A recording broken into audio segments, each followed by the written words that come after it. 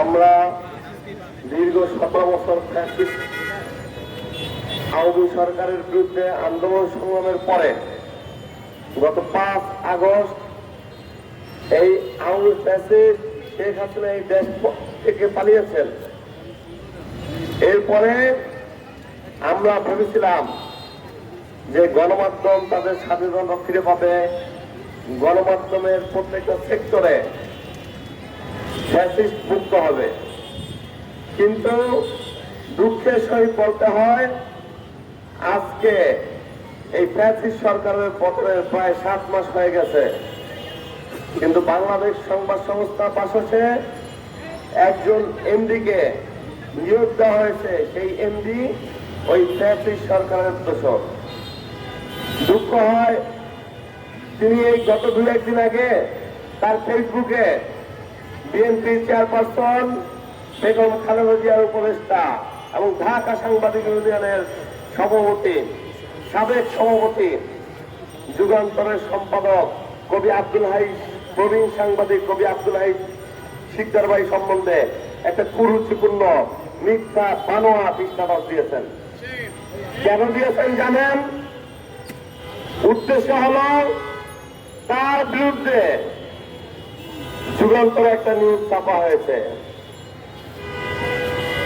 ওই নিউজের কমেন্ট বক্সে যখন দেখলেন যে তিনি সমর্থন পাচ্ছেন না, তিনি ওই পোস্টটা ডিলিট দিয়ে দিয়েছেন। নির্লজ্জের মতো এই এমডি এতটাই নির্লজ্জ, গত 2 দিন আগে আবার সেই পোস্ট দিয়েছেন। আমি বলবো, এই যে বিএসএসের এমডি মাহবুব মোর্শেদ, আপনার চরিত্র অনেকটা চোর ডাকাতের মতো। চোর ডাকাত যেমন দলের লোকজন পালিয়ে যাওয়ার পরে জনসাধারণের মাঝে স্লোগান দিয়ে সাধারণ মানুষ সাজার চেষ্টা করে, আপনিও এই ফ্যাসিস্ট শেখ হাসিনার দোষর হয়ে শেখ হাসিনার সরকারের দোষররা যখন দেশ ছেড়ে পালিয়ে গেছে, আপনি এখন ইনস্টাগ্রাম দিয়ে ফেসবুকে বিএনপি সাজার চেষ্টা করছেন। মাহবুব মোর্শেদ সাহেব, আপনাকে সতর্ক করে দিয়ে বলতে চাই, আপনি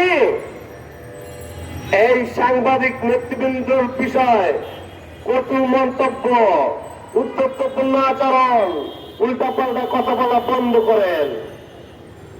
আপনি এই পেশায় এবং এই জগতে এই কমিউনিটিতে একজন আগন্তুক। আপনি যাদের বিষয়ে মন্তব্য করেন তাদের সম্বন্ধে আগে জানবেন। কবি আব্দুল হাই শিকদারকে, খুরশেদ আলমকে, শহীদুল ইসলামকে, কাদের গনি চৌধুরীকে, তাদের RSCSS পর্চা খতিয়ান আপনি আগে খোঁজ খবর নেবেন। এই সংবাদ মাধ্যম এবং গণমাধ্যমের অধিকার আদায়ের জন্য তাদের ত্যাগ তিতিক্ষা, এই সম্পর্কে আপনি একটু স্টাডি করবেন। আপনি এখানে সুযোগে এসে সুযোগ সন্ধানের মতো এমনি নিয়োগ পেয়েছেন, আর আপনি এখানে বসে বসে তাল মার্কা কথা বলেন। এইসব আপনি অবিলম্বে বন্ধ করুন। আমি বলবো, আপনি সম্মানে, আসলে আপনার সম্মানই নাই। আপনি একটা নির্লজ্জ পেশার মানুষ। আপনার যদি লজ্জা শরম থাকতো তাহলে আপনি আরো আগে আপনি পদত্যাগ করতেন। আপনাকে বলবো, আপনি অনতিবিলম্বে পদত্যাগ করেন। আর আপনি এই আমাদের সাংবাদিক নেতৃবৃন্দের বিষয়ে যেসব উদ্ধত্তপূর্ণ স্ট্যাটাস এবং কথাবার্তা বলতেছেন সেগুলো বন্ধ করুন। এই স্ট্যাটাস ডিলিট দিন এবং অবিলম্বে আমার নেতৃবৃন্দের কাছে আপনি ক্ষমা চান। এই ঢাকা শহরে মাহবুব মোর্শেদ, আপনি পালানোর মতো খোঁজ পাবেন না। আপনি আপনার দিদির সাথে একটু যোগাযোগ করেন, শেখ হাসিনার সাথে যোগাযোগ করেন, কিভাবে ইন্ডিয়া পালিয়ে যাবেন।